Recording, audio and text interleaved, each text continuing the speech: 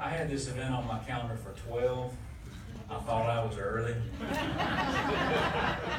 Jacob called me and said, "Where are you?" So I'm asking all of you to not tell my mother that I was late for this event. I know we can keep that between us. I'm glad to be here. You know, I brag about our new city council and our mayor regularly down in Montgomery. I want you guys to know that. I'm bragging on you regularly. And I know the future for Alex City is bright.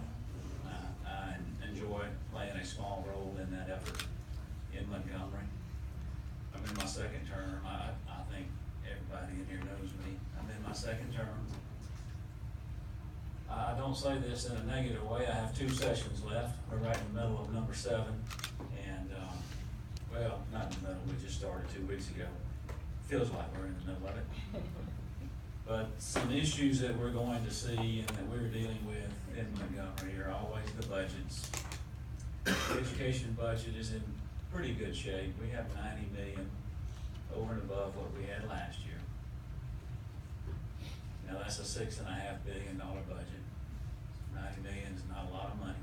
That's a weird thing to say, I know, but that's not a lot of money. And that is split between K-12 and higher ed. Normally K-12 gets 70% of that number. So we're now down to 54 million in K-12 and whatever the balance is for higher ed. PEP, which is teacher insurance, has already asked us for, I think, another 20 million, 22 million over and above last year that we will fund on our side of the equation. And RSA has asked for some additional money as well. So that 54 million is just about gone. Just trying to cover benefits. Well, everything's, I think, gonna be level funded. Everything is in decent shape. But once we fund those additional benefit requests, there's gonna be very little money left in the education budget. For some reason, we haven't figured out exactly why. Some of you guys may have some thoughts on this, but September, our estimates didn't roll in as well as we thought they would in 16 revenue projections. And our estimates are very conservative. We don't know exactly what happened. We've not figured that out yet. But September, things really fell off in regard to revenue. So we didn't close out the 16 budget with a whole lot of rollover that we had thought we would have. So 17 is actually, things are kind of tight and we don't know exactly why, statewide. So we're very cautious on the education budget. It's decent. The general fund budget is a whole other matter. The general fund, I know you guys are well aware of the issues in the general fund, I think, with prisons. We have an issue with prisons. We have an $800 million bond issue that's out there that will take $1.5 billion to pay off over a 30-year period. The idea is to build 4 prisons, one of them being a female prison. And the director of corrections has told us that he can fund it with existing revenue. It would take about $50 million a year to service that debt, and he is telling us that he can fund that with existing revenue. We're all kind of waiting to see more of that math because we are not convinced of that. But if you've been in the prison lately, it would be hard to say that we don't need to address the prison issue in this state. It's not just an overcrowding issue, it's a mental health issue, it is a rehabilitation issue. It's very deep, very complicated. Not much of that is being done currently.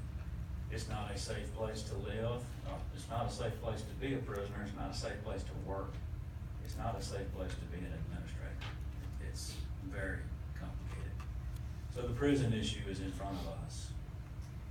I was told, I chair the state government committee and I serve on education, ways and means. I was told last week that the prison bill will probably come to my committee. So I try to stay kind of under the radar down there, but I think that's fixing to change. That bill hits my committee. But we'll deal with it. And one thing I will tell you guys, and I try to say it everywhere I go, there's a lot of good people in Montgomery.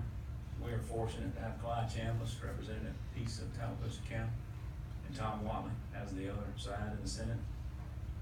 And those guys have done everything I've ever asked them to do.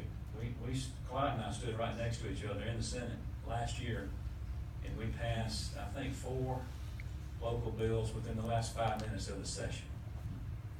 And Clyde was right there, keeping things on schedule, and Tom was as well. So I believe Tallapoosa County is blessed in the Senate. Y'all can figure out if you're blessed in the House or not. So prison bill's in front of us, Medicaid is in front of us. We took some of the money from the BP settlement last year and called J.G. Wentworth and sold the debt. So we could take that cash and put it in hand, and we did a lot of good things with it. We paid off $500 million of debt, right between $400 and $500 million of debt that the general fund owed the Alabama Trust Fund. So when you obviously pay off that debt, you put money in the corpus, it starts generating interest, the interest feeds into the general fund. So we tried to accomplish two things with that effort. And that has been successful. That paying off that debt will generate between $35 and $50 million of interest for the general fund, trying to solve issues in the general fund.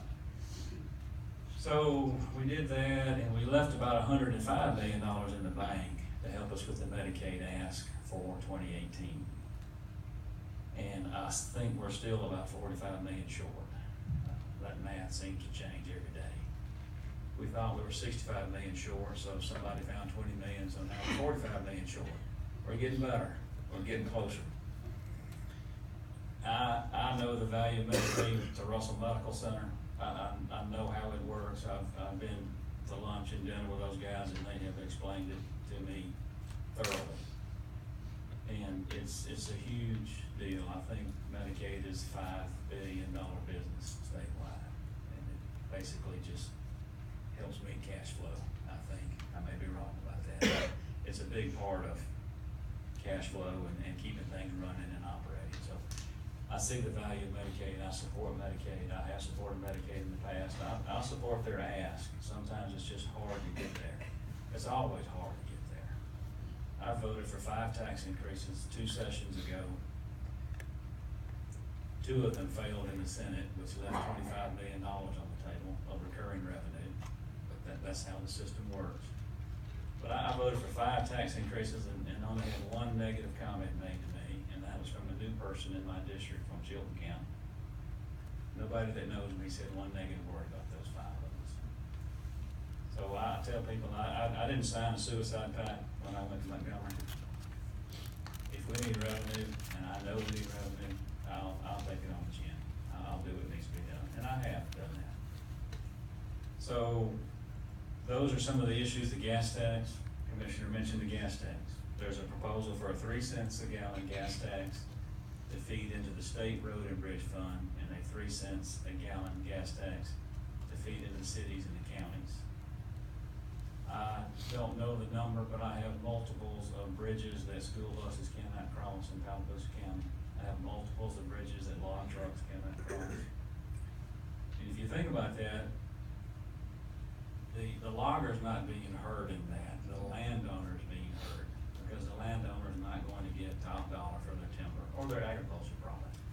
If the logger's going around the bridge 30 miles round trip, he's not gonna pay for that.